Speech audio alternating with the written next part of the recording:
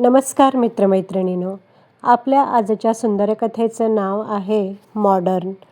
कथा वाचनास सुरुवात करण्यापूर्वी माझी तुम्हाला विनंती आहे की व्हिडिओ शेवटपर्यंत पाहावा आणि सुंदर कथेचा आस्वाद घ्यावा. आई, मी तुला 1000 वेळा सांगितलं आहे की चिंटूच्या समोर तुझी ती गावंढळ भाषा बोलू नकोस. उद्या त्याचा इंटरनॅशनल स्कूलमध्ये इंटरव्ह्यू आहे.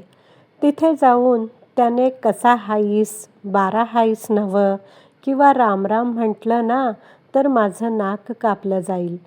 तिथे डोनेशन देऊनही ॲडमिशन मिळत नाही. स्टेटस आणि क्लास बघतात. समीरने आपल्या आई कावेरीवर चिडत म्हटलं. गावाहून आलेल्या कावेरी देवी शुद्ध देशी बोली बोलत होत्या. मुलाच्या या शब्दांनी त्या शांत झाल्या. त्यांनी पोटलीतून काढलेले लाडू परत आत ठेवले.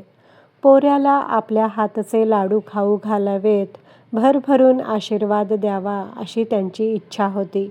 पण मुलाच्या स्टेटसपुढे त्यांची माया दडपली गेली. समीर आणि त्याची पत्नी रिया मागच्या महिनाभरापासून आरव म्हणजेच चिंटूकडून पोपटासारखं पाठ करून घेत होते. Say hello, say good morning, my name is Aarav. घराचं वातावरण एखाद्या मिलिटरी ट्रेनिंगसारखं झालं होतं. कावेरी देवींना कडक सूचना होती. इंटरव्ह्यू होईपर्यंत आरवपासून दूर राहायचं. इंटरव्ह्यूचा दिवस. शहरातील सर्वात प्रतिष्ठित शाळा. सगळीकडे इंग्रजीत संवाद. समीर रिया तणावात.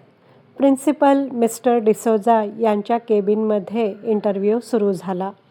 आरवने रटलेली उत्तरं व्यवस्थित दिली. समीरच्या चेहऱ्यावर समाधान दिसत होतं. अचानक प्रिन्सिपलने विचारलं, बेटा, घरी एखादा मोठा पाहुणा आला किंवा आजी आजोबांना भेटलास तर काय करशील? समीरचं हृदय धडधडलं. हे तर शिकवलंच नव्हतं. आरव शांतपणे खुर्चीवरून उतरला. प्रिन्सिपलकडे गेला. वाकून त्यांच्या पायांना हात लावला आणि म्हणाला, प्रणाम गुरुजी, राम राम. क्षणभर संपूर्ण केबिनमध्ये शांतता पसरली. प्रिन्सिपल जोरात हसले आणि आरवला मांडीवर बसवलं. मिस्टर समीर, ते म्हणाले, आज सकाळपासून 50 मुलं आली. सगळे रोबोटसारखे हाय हॅलो म्हणत होते. पण तुमच्या मुलाने जे केले ती आपली संस्कृती आहे. हे संस्कार पुस्तकात मिळत नाहीत. आरव आनंदाने म्हणाला, माझी आजी शिकवते.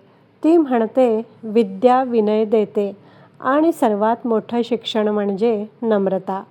प्रिन्सिपल म्हणाले, भाषा संवादाचं साधन आहे, लाजेचं कारण नाही. तुमच्या आईंना माझा नमस्कार सांगा. तुमचा मुलगा त्याच्या वेगळ्या ओळखीमुळे निवडला गेला आहे. घरी पोचताच समीर आईजवळ गेला. कावेरी देवी तुळशीपाशी बसल्या होत्या. समीर त्यांच्या चरणी नतमस्तक झाला. आई, मला माफ कर. झाड कितीही उंच झालं तरी मुळांपासून तुटलं तर सुकतंच. त्या दिवशी समीरला उमगलं. सूट बूट आणि इंग्रजीने आपण मॉडर्न होऊ शकतो, पण माणूस संस्कारांनीच बनतो. त्या संध्याकाळी समीर घरात येताना म्हणाला, रामराम आई. कावेरी देवींच्या चेहऱ्यावर उमटलेलं स्मित कोणत्याही डिग्रीपेक्षा मौल्यवान होतं. मित्रमैत्रिणींनो, या कथेचं सार आहे, आधुनिक होणं चुकीचं नाही, पण आपल्या मुलांना, भाषेला आणि वडीलधाऱ्यांना विसरणं ही सर्वात मोठी चूक आहे. इंग्रजी एक भाषा आहे, कौशल्य आहे, पण मातृभाषा आणि संस्कार ही आपली खरी ओळख आहेत.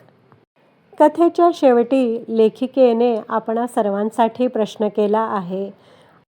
आजची पिढी इंग्रजीच्या मागे लागून आपल्या संस्कारांपासून दूर जात आहे असं तुम्हाला वाटतं का? घरात मातृभाषा बोलण्यावर भर द्यायला हवा का?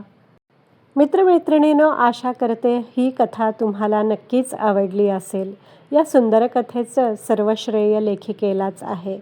कथा आवडली असल्यास व्हिडिओला लाईक करा, शेअर करा, कमेंट करा. माझ्या चॅनलला सबस्क्राईब करायला विसरू नका. व्हिडिओ पाहिल्याबद्दल धन्यवाद.